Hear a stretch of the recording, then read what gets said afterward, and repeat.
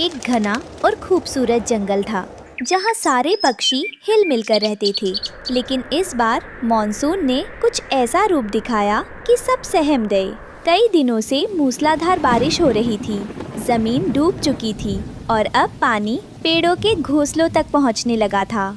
अरे भाई मिट्ठू, ऊपर देखो, पानी तो हमारे घोंसलों को छूने वाला है। अब हमारे अंडे और बच्चे कैसे बचेंगे? ओह, तुम ठीक कह रहे हो कालू। मेरी तोती तो बच्चों को लेकर सुबह से रो रही है। पेड़ की टहनियाँ भी कमजोर हो रही हैं। मिट्ठू जी, कुछ कीजिए। अगर ये पेड़ गिर गया तो हम सब बेघर हो जाएंगे। हमारी सालों की मेहनत पानी में बह जाएगी। मैंने तो तिनका जोड़कर इतना सुंदर घोंसला बनाया था, पर इस तेज धार के आगे तो सब बिखर रहा है। कोई हमारी मदद करो। उसी पेड़ की सबसे निचली डाल पर रानो चिड़िया बैठी थी। वो स्वभाव से बहुत शांत, समझदार और हमेशा दूसरों की मदद करने वाली थी। जमीन पर रहने वाला उसका दोस्त चीकू चूहा भी बार के डर से पेड़ पर चढ़ आया था। रानो दीदी, नीचे तो पैर रखने की भी जगह नहीं बची। पूरा जंगल समंदर बन गया है। हम सब आज डूब जाएंगे क्या? घबराओ मत चीकू, जब तक हिम्मत है तब तक कोई न कोई रास्ता जरूर निकलेगा। तुम सब यही रुको, मैं ऊपर जाकर देखती हूँ कि बारिश का जोर कहाँ कम है। रानो चिड़िया ने अपने छोटे छोटे पंख फैलाए और तेज बारिश के बीच ऊपर की ओर उड़ने लगी। काले और घने बादल इतने नीचे आ गए थे कि मानो पेड़ की चोटी को छू रहे हों। तभी रानो को बादलों के बीच एक अनोखी चमक दिखाई दी। वो और नजदीक गई तो उसकी आंखें फटी की फटी रह गईं। वहाँ एक सुंदर बादल परी बैठी रो रही थी। प्रणाम परी जी, आप इस तूफान में यहाँ अकेली क्यों रो रही हैं? और आपके हाथ में ये चमकीली छड़ी कैसी है? ओह नन्ही चिड़िया, मैं बादलों की परी हूँ। नीचे जंगल का ये हाल देखकर मेरा दिल रो रहा है। मैं इस बारिश को रोकना चाहती हूँ, लेकिन दुष्ट तूफानी हवाओं ने मेरी जादुई छड़ी की शक्ति को बांध दिया है। मैं बेबस हूँ। परी जी, हमारे घर डूब रहे हैं। मेरे दोस्त, छोटे छोटे बच्चे सब मुसीबत में हैं। क्या इस छड़ी से किसी भी तरह हमारी जान नहीं बच सकती? कृपया कुछ कीजिए। सुनो रानो, तुम्हारी निस्वार्थ भावना देखकर मैं तुम्हें ये जादुई छड़ी सौंपती हूँ। इसकी मदद से तुम इन नीचे झुकते बादलों को छू सकती हो।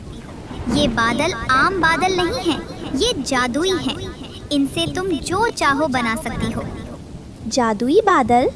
क्या मैं इनसे अपने दोस्तों के लिए नया घर बना सकती हूँ?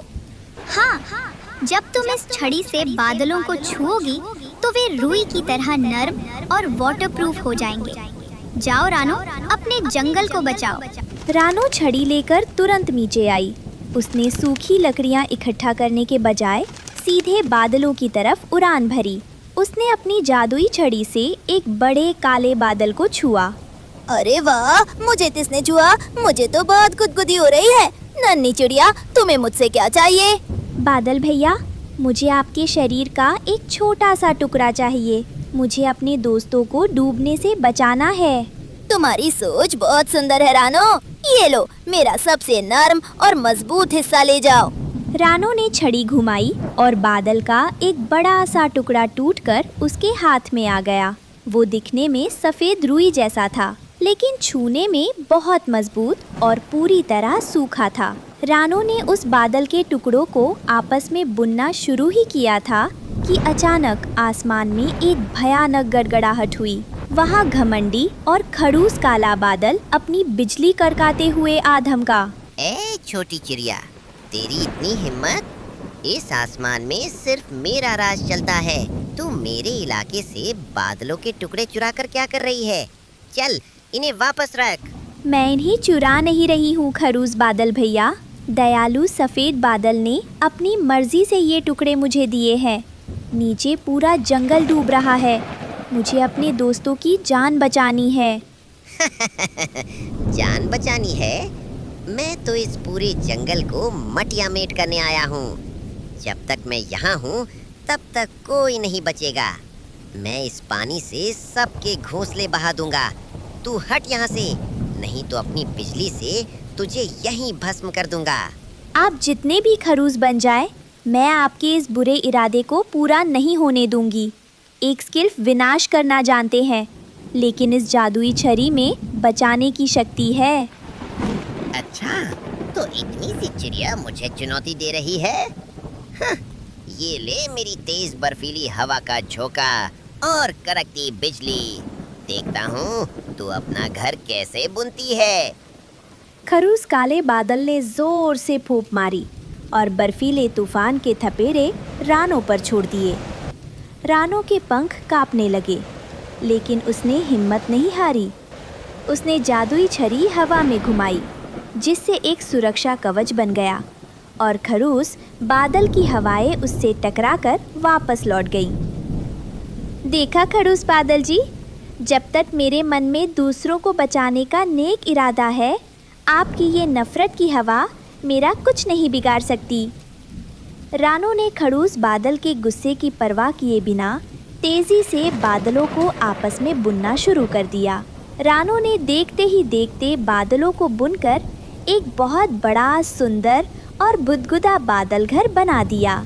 वो घर पानी की बूंदों को अपने अंदर आने ही नहीं दे रहा था। अचानक एक बहुत बड़ा सैलाब आया। जिस पेड़ पर सारे पक्षी बैठे थे, उसकी जड़ें उखड़ने लगीं।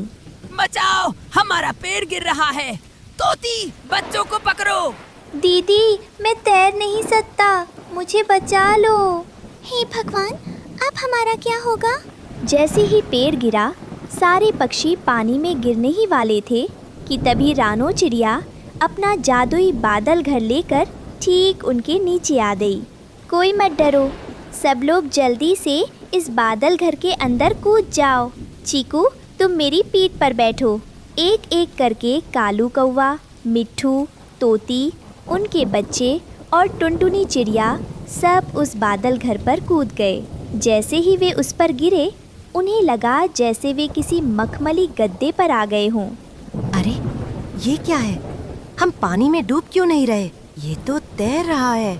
जैसे जैसे पानी का स्तर बढ़ रहा था, रानो का बनाया वो जादुई बादल घर पानी के ऊपर और हवा में तैरते हुए ऊपर उठता चला गया।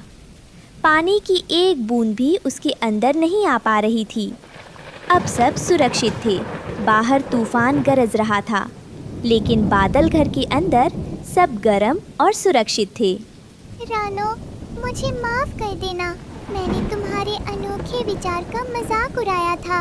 अगर आज तुमने अपनी सूझबूझ से ये तैरता घर ना बनाया होता, तो हम सब बह जाते। हाँ रानो, मुझे भी माफ कर दो। मैं खुद को बहुत चालाक समझता था, पर असली समझदारी और बड़प्पन तो तुम्हारे पास है। तुमने हमारे बुरे बर्ताव के बाद भी हमारी जान बचाई। दोस्तों, माफ़ी मत मांगिए। मुसीबत के समय अगर हम एक दूसरे के काम नहीं आएंगे, तो हमारी दोस्ती का क्या फ़ायदा? और याद रखिए, जब पुराने रास्ते बंद हो जाएं, तो डरने के बजाय लीक से हटकर कुछ नया सोचना चाहिए। वाह रानो दीदी, आपका ये बादल घर तो किसी जन्नत से कम नहीं है। अब तो मुझे इस बाढ़ से भी डर नहीं लग रहा। सारे पक्षी रानो की दयालुता और उसकी रचनात्मक सोच की तारीफ करने लगे। उस दिन सबने सीखा कि कठिन समय में हिम्मत न हारना और दूसरों की भलाई के लिए सोचना ही सबसे बड़ी ताकत है। बादलों के उस तैरते घर में अब पूरा पक्षी परिवार सुरक्षित था और नीचे बहता पानी भी उनका कुछ नहीं बिगाड़ पा रहा था।